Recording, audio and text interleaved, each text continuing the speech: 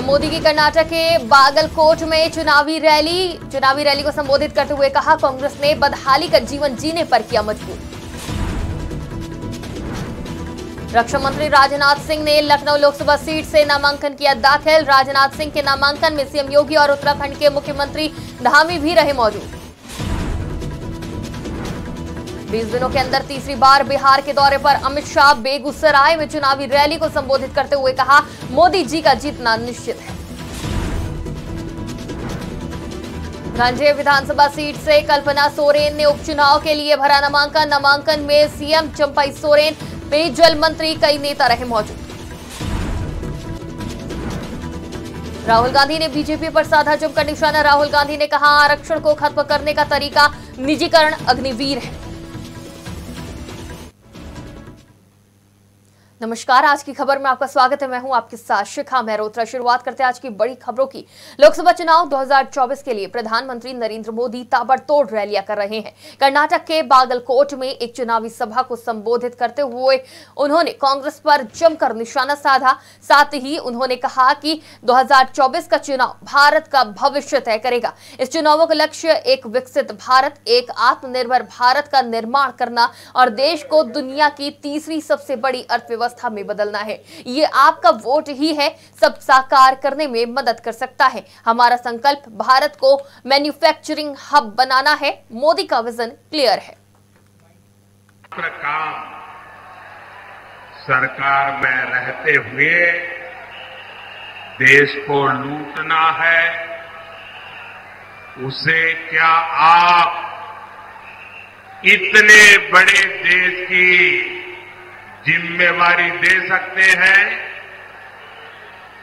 मेरा सवाल अगर आप समझ सके तो जवाब देना। जवाब देंगे? जवाब देंगे? आप मुझे बताइए, जिस कांग्रेस का इतिहास देश को लूटने का रहा है, क्या ऐसी कांग्रेस के हाथ में अब हम इतना बड़ा देश दे सकते हैं क्या? कांग्रेस के हाथ में देश दे सकते हैं क्या? कांग्रेस ने 60 साल के अपने शासन में जो उनकी पहचान बनी है, वो उनके पापों के कारण बनी है। बहुत बड़ा लखनऊ लोकसभा सीट से भाजपा प्रत्याशी राजनाथ सिंह ने नामांकन दाखिल कर दिया है। इस सीट पर वो 2014 और 2019 में भारी जीत हासिल कर चुके हैं। उन्हें लगातार तीसरी बार लखनऊ लोकसभा सीट से प्रत्याशी बनाया गया है। नामांकन के मौके पर उनके साथ मुख्यमंत्री योगी आदित्यनाथ, उत्तराखंड के मुख्यमंत्री पुष्कर सिंह धामी, उप मुख्यमंत्री ब्रजेश पाठक और उप मुख्यमंत्री केशव प्रसाद मौर्य सहित कई नेता मौजूद रहे। नामांकन के लिए राजनाथ सिंह का रोड शो लखनऊ के भाजपा कार्यालय से शुरू हुआ और वो सैकड़ों की संख्या में अपने कार्यकर्ताओं के साथ कलेक्ट्रेट पहुंचे। इस दौरान भाजपा कार्यकर्ता बेहद उत्साहित रहे और तीसरी बार उनकी जीत के प्रति आश्वस्त भी नजर आए।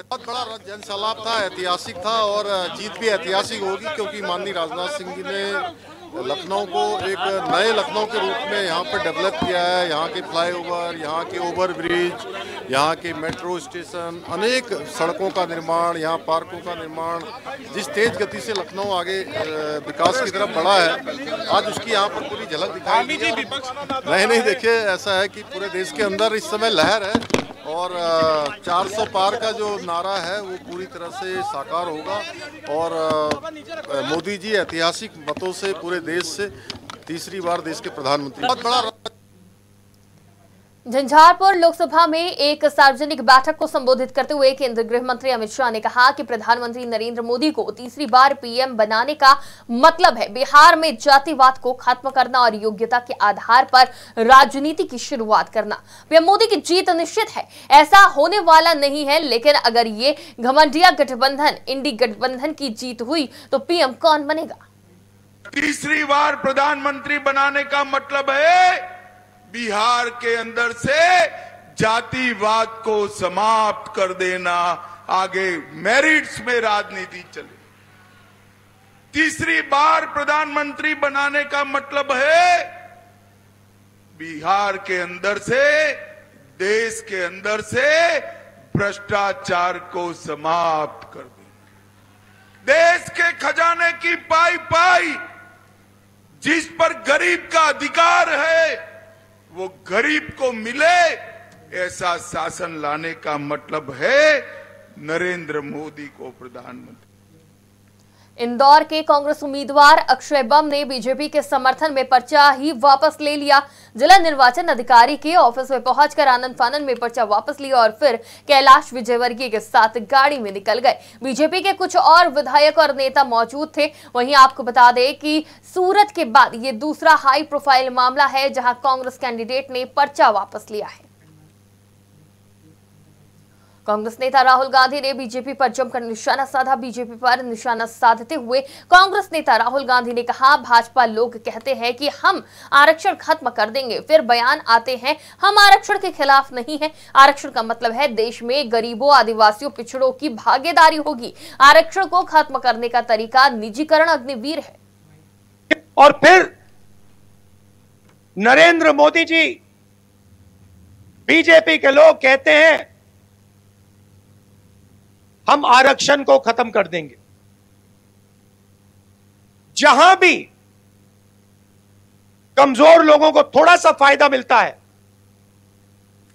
किसानों को थोड़ा सा फायदा मिलता है, मजदूरों को, छोटे व्यापारियों को थोड़ा सा फायदा मिलता है, वहां ये लोग, उनका ध्यान चला जाता है, उसको बंद करने की कोशिश करते हैं। कभी कहते हैं, इनके लोग कहते हैं कि हम आरक्षण खत्म कर देंगे और फिर बयान आते हैं नहीं, हम आरक्षण के खिलाफ नहीं है। इनके ही बयान आते हैं। ठीक है कि अमेठी लोकसभा से भाजपा की ओर से लगातार तीसरी बार उम्मीदवार बनाई गई सांसद स्मृति ईरानी ने आज अपना नामांकन दाखिल कर दिया।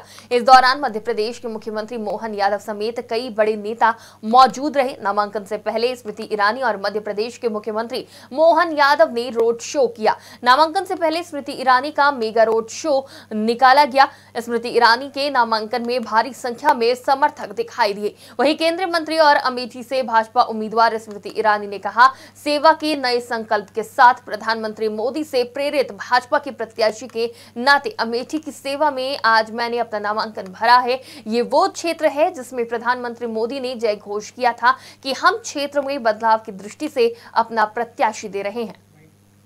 के नए संकल्प के साथ आज मुख्यमंत्री मोहन यादव जी के सानिध्य में यशस्वी प्रधानमंत्री श्री नरेंद्र मोदी जी से प्रेरित भारतीय जनता पार्टी की प्रत्याशी के नाते अमेठी की सेवा में आज मैंने अपना नामांकन अमेठी की जनता के आशीर्वाद, समर्थकों के सहयोग से भरा।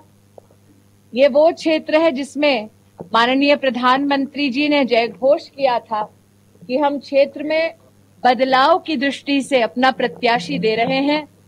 इन 5 वर्षों में जो अमेठी को सेवा का मौका इस लोकसभा क्षेत्र में मिला, हमने 1,14,000 घर प्रधानमंत्री जी के दिशा निर्देश में बनते देखे।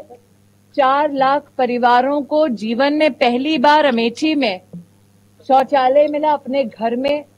3,50,000 घरों में नल से जल आने लगा। 1.5 लाख परिवारों को जीवन में पहली बार विद्युत का कनेक्शन मिला।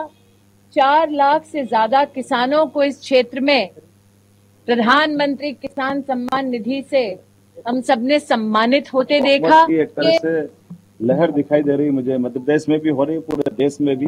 पूरा देश मोदीमय हुआ है। मैं तो यही कहूंगा कि वर्तमान का समय विकास के लिए मोदी जी का हाथ मजबूत करने का, मोदी जी का साथ देने का, मोदी जी के साथ भाजपा के साथ चलने का। और मुझे लक्षण दिखाई दे रहा है निश्चित रूप से स्मृति जी आपकी बार। झारखंड में गांडेय विधानसभा उपचुनाव के लिए पूर्व मुख्यमंत्री हेमंत सोरेन की पत्नी कल्पना सोरेन ने आज नामांकन भरा। उन्होंने गांडेय विधानसभा सीट पर होने वाले उपचुनाव के लिए नामांकन भरा है। गिरिडीह डीसी कार्यालय में नामांकन पत्र सौंपने के दौरान जेएमएम प्रत्याशी कल्पना सोरेन के साथ प्रदेश के मुख्यमंत्री सीएम चंपई सोरेन और आलमगीर आलम मौजूद रहे। आपको बता दें कि गांडेय विधानसभा सीट पर होने जा रहे उपचुनाव के लिए कल्पना सोरेन को उम्मीदवार बनाया गया है। सीट से बीजेपी ने दिलीप वर्मा को मैदान में उतारा है। उपचुनाव के लिए मतदान 20 मई को होगा। लोकसभा निर्वाचन 2024 को लेकर प्रत्याशी अपने अपने पार्टी कार्यकर्ताओं के बीच पहुंचकर जनता के हित में काम करने के कई प्रयास के वादे करते नजर आ रहे हैं। इसी कड़ी में कांग्रेस सांसद प्रत्याशी शशि सिंह लखनपुर के महामाया मंदिर परिसर स्थित दुर्गा बाड़ी में पहुंचकर कांग्रेस कार्यकर्ताओं से सौजन्य मुलाकात की। इस मौके पर सांसद प्रत्याशी सुश्री सिंह ने केंद्र और प्रदेश में सत्तारूढ़ भाजपा सरकार को आड़े हाथों लेते हुए कई मोर्चों में नाकामयाब बताया। कहा कि केंद्र के मोदी सरकार अंबानी अडानी जैसे पूंजीपतियों के हाथों देश को बेच दिया है। देश के आम जनता के साथ छल करने की बात भी कही। लखनपुर में कार्यक्रम रहा जहां हमारे सारे वरिष्ठ कांग्रेस के कार्यकर्ता उपस्थित रहे। साथ में कांग्रेस कार्यकर्ता के साथ यहां जनता भी उपस्थित रहे। कार्यक्रम बहुत ही सफल रहा। सबका अपार आशीर्वाद और प्यार देखने को मिला। इस बार सब हम एक हो गए हैं। मुझे ऐसा लग रहा है सबका इतना आशीर्वाद मिल रहा है। हम एक साथ इस चुनाव को लड़ने वाले हैं और जीतने वाले हैं। 20 साल हो गए सरगुजा में जितने भी सांसद बने हैं भाजपा के, उन्होंने सरगुजा के विकास के लिए एक भी काम नहीं किया और न सरगुजा की आवाज दिल्ली में उठाए हैं। जनता उब चुकी है, जनता समझ चुकी है। इस बार कांग्रेस की सरकार बनेगी दिल्ली में और सरगुजा से जीत मैं दिलाऊंगी। सारी जनता एक हो चुके हैं। लखनपुर में आज की बड़ी खबरों में फिलहाल इतना ही। देश और दुनिया की तमाम खबरों के लिए देखते रहिए आज की खबर।